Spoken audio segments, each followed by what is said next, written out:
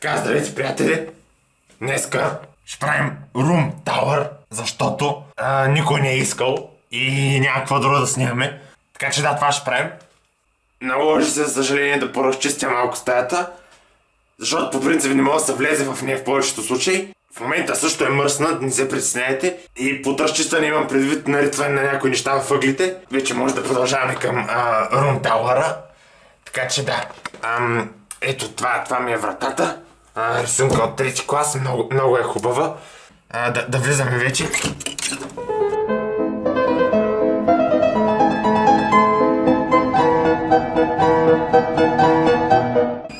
Така, вече сме в входа на стаята. Да почнем от леглото. Мисля, че най-разумно ще е да ви обясня как се започвам деня. Значи обикновено, както виждате, се събуждам в 7 без 10 и се събуждам по по-различен начин, предполагам, от вас. Може би съм го патентовал, не знам. Ето начина, по който се събуждам. Не пия кафе, кафето е вредно. Затова тук съм си оставил просто един лимонов сок и сол. И много по-лесно е просто се протегна да взема лимоновия сок и да си го сипя в очите. И по този начин се събуждам добре, ако не подейства само лимоновия сок, слагам си и сол, но пакет ще свърши работа, да я знам. Да, тук имам някакви подпалки, съм си отбелязал тук къде да късам, да си ги запаля в климатика. Ето тук ми е планът за успех, забит с 2 пирона за тази стена. Защо точно за тази стена? Защото от другата страна имам съседи. Мисля, че е добре да се мотивирате сутрин, като станете да се виждате плана за деня. Ще свъркне то кабър, ще отрепи някой. Лик на стаята. Тук, както виждате, съм наритал някои работи. Имам кош за играчки, който вече не се ползва за играчки на Deadpool, както виждате. И някакъв рутер много готин.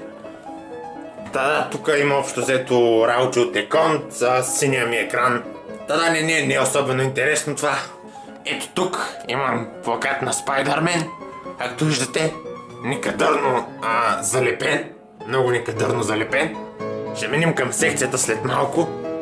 Искам, като ви показах лика на стаята, предполагам вече имате много въпроси. Първия е, къде е подялите кафеза на Гошко? И предполагам ви прави впечатление, и аз имам нещо, което ви всички имате в стаята. Стол с дрехи. 4 са и той е за хавли и тези 2 са за дрехи, той е по принцип за одяла и за седене. Защо са ти 4? Толкова не можеш да си прибираш чат-пат дрехите в гардероба. Не е там работата. Както виждате, кафеза го няма. За съжаление съкратихме бюджета и Гошко се наложи да ми отиде в гардероба ето там. Така както може да видите, имам фалшиви растения още с етикетите. Защото не мога да се грижа за истински растения. Тук имаме фигурки екшън фигурки от анимации. Тази от Наруто, тези двете от Наруто, тази от Tokyo Ghoul. И тук имаме анимета подпалки, както виждате. Тук някакви педалски плюшени играчки от Fortnite, някакви фигурки. Имаме от Super Mario нещо. Имаме, както виждате, много стотинки. Това ще е нещо, което навсякъде ще виждаме тепърва в стаята. Стотинките са ми навсякъде и стаята не мога да ги изчистя. И тук имаме още подпалки и някакви дискове тук на Милка Лайджиев. Имам един въпрос за подпалките. Ако може да ми го отговориш, ще съм ви много благодарен. Защо подяволите са надраскани с някакви работи? Да продължаваме нагоре.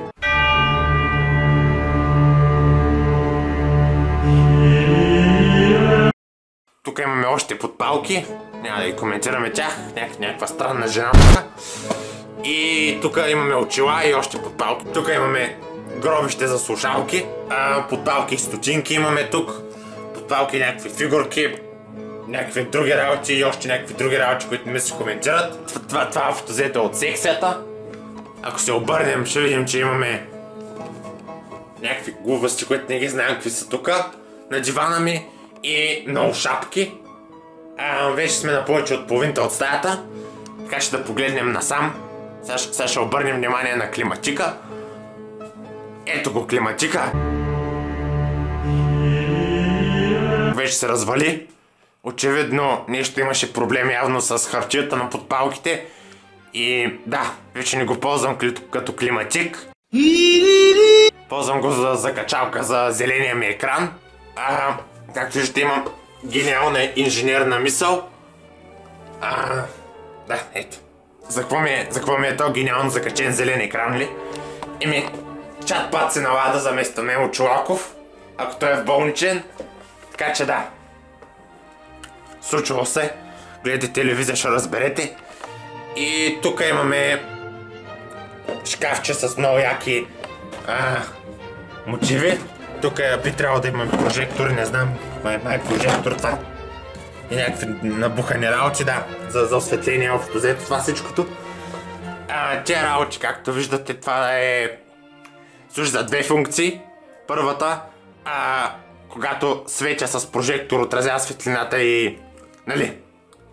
Равномерно е поставена всякъде и така нататък, разпръсква равномерно. Другата функция е огледало. Но, нали, не че ли е много мътно това огледало?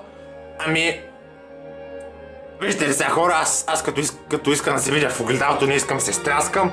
Затова това е много добра втора функция на това нещо, както искате му викайте, отразител или не знам какво. Имам вече радиатор на електричество радиатор, защото ми се развали климатчика, както казах, тя не приема подпалки. И за радиатора ще ви обясня след малко. Имам много кабели тук и стария ми мауспад, който няма да коментирам. Тук имаме моливчета, лампа и пак стотинки и маркер. Тук имаме някакви глупости. И това е много интересно нещо. Всеки път като направя клип, пиша нещо за клипа. Bluetooth съм написал за предишния клип и HUD-то за по-предишния. Аз ще тръща един рум-тур, като свърши този клип. Да продължаваме насам. Сега да ви обясня нещо. Първо тук. Това, както виждате, са електронни подпалки. Електронен вариант подпалки. И ги взех специално за да захранвам радиатора, който преди малко ви показах. Защото мисля, че е по-логично той да работи на електронни подпалки и да не го развалим като климатика. Това са двете нормални неща, които има във всяка стая. Недояден сандвич от сутринта и недопит чай или кафе. Казах ви да не пиете кафе. Пак може да ми пробвате метода. Имаме много яка мишка. Acer Predator, както виждате. На него с Гошко гледаме хента, така не. Гледаме манга. Така да се обърнем насам. Това ми е статива. Това ми е коша, между другото. Да го докарваме този клип до край. Това е домът на Гошко. Кафеза вече е продаден, както ви обясних. Ето, отбелял съм от дома. С фенерчето от Roblox. Много е добре отбелязан, защо има колан, предполагам се чуете. Просто за да не избяга. Пускам да за около 2-3 минути тук направиш една реакция, после пак в кафе, защо карам. Тъй, че сега че отключвам, искам да бягаш, да не се стряскаш нещо. Няма, защо да ти сне? Събори се, аз съм Гошко! Мисля, че в момента спи, затова да го събудим малко. Гошко! Кажи ми! Снимам клип в момента. Ако може да се държиш прилично и да кажеш на феновете няколко думи, защото само за те питат последните месеци. Така че да. Гошко и бача 69. Играем Майнкрафт както обикновено. И ще има клип, не знам кога се смени. Но... много хубаво. Ще ти кажа нещо. Мерси. Тихо. Да. Това е общо взето. За съжаление вече става късно. И сутринта трябва да се слагам от това. Така че да. Да, хора. Мерси, че гледахте му умния клип. Аз бях Керби. Това са ми слушалките за 90 лева. И може би трябва някой път да викна Стоян Колев да го свалим с него, но да стои за стойка. Между другото имам и пиратско съкровище. Може би от тук се вземат всички стотинки в стаята.